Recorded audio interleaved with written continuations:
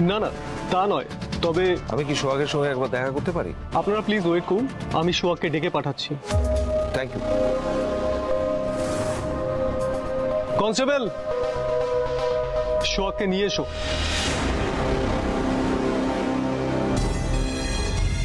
যতই চেষ্টা করো ইন্দ্র, সোহাগ এবার কিছুতেই জাল কেটে বেরোতে পারবে না।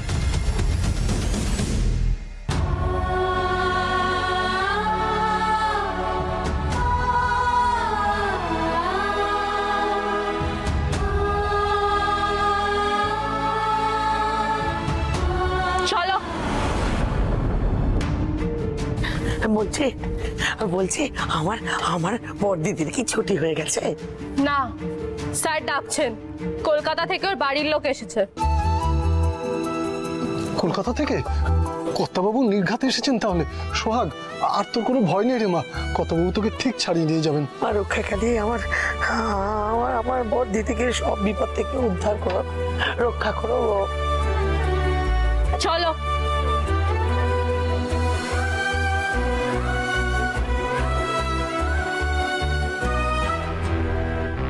এসো। স্যার,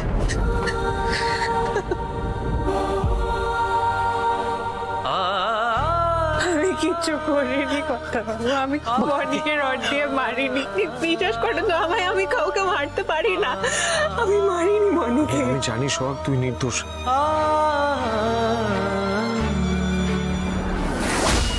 একদিনেই বাজ পড়া গাছের মতন চেহারা হয়েছে দেখছি। গল্পের এটা তো সবই শুরু। তোর পক্ষে এইসব খুন খারাপি করা সম্ভব নয়, আমি জানি। ইন্দ্র, তুমি শিওর হয়ে গেলে? সোহাগ ওর চোখ থেকে দু ফোঁটা জল ফেললো কি ফেললো না, তুমি নিশ্চিত হয়ে গেলে যে সোহাগ নির্দোষ? সোহাগ যে নির্দোষ সেটা বোঝার জন্য ওর চোখের জলটা ইমম্যাটেরিয়াল মম। একটা মানুষকে যাচাই করতে গেলে যেটা দরকার সেটা হচ্ছে দেখার চোখ, বোঝার মন আর বোধ শক্তি।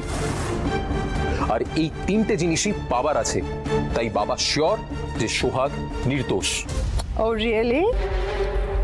তাহলে তুমিও কান খুলে এই কথাটা শুনে রাখো, দেখার চোখ, বোঝার মন আর বোধ শক্তি, তিনটে জিনিসই তোমার বাবা থেকে আমার কিছু কম নয়। I'm really sorry to tell you, এই তিনটে জিনিসই তোমার বাবা থেকে আমার বেশি। আই ডোন্ট থিংক সো মম।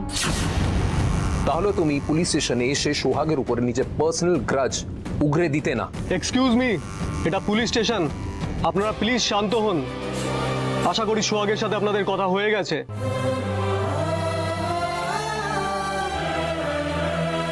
না অফিসার, ওর সঙ্গে আর আমাদের কোনো কথা নেই। আপনারা ওকে লকআপে পাঠিয়ে দিতে পারেন।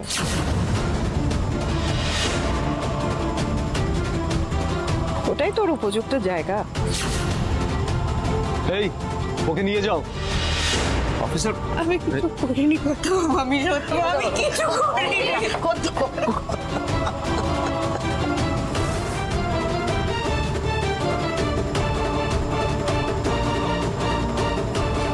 গিন্নিমা, আপনি তো সন্তানের মা, আর ওই যে বড়দিদি, বড়দিদি আপনার সন্তান সম। আপনার এই বড়দিদির উপর রাগ যাই থাকুক না কেন, কিন্তু সেটা মেটাবার জন্য ওই মেয়েটাকে এরকম বিপদের মুখে ঠেলে দেওয়া আপনার কিন্তু মোটেই উচিত হয়নি।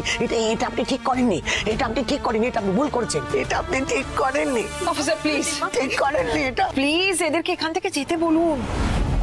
এরা বুঝতে পারছে না এটা কোনো মঞ্চ নয়, এটা পুলিশ স্টেশন। আপনারা প্লিজ বাইরে যান।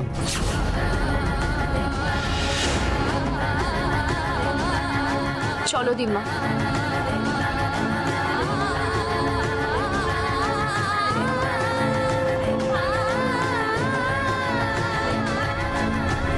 অফিসার, আমি আমার লয়ারের সঙ্গে কথা বলছি। আমি লয়ারকে নিয়ে আসবো, আর যত তাড়াতাড়ি সম্ভব সোহাগকে জামিনে ছাড়িয়ে নিয়ে যাব। অফিসার, একেই বলে স্নেহে অন্ধ হয়ে যাও। একটা অ্যাটেম্পট মার্ডার কেসের আসামির যে জামিন হয় না, বুঝতেই পারছে না।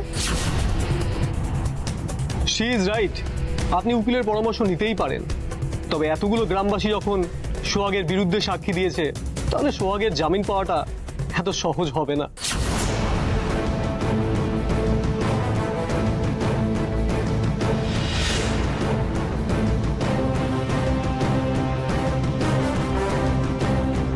টেনশন করিস না সূর্য,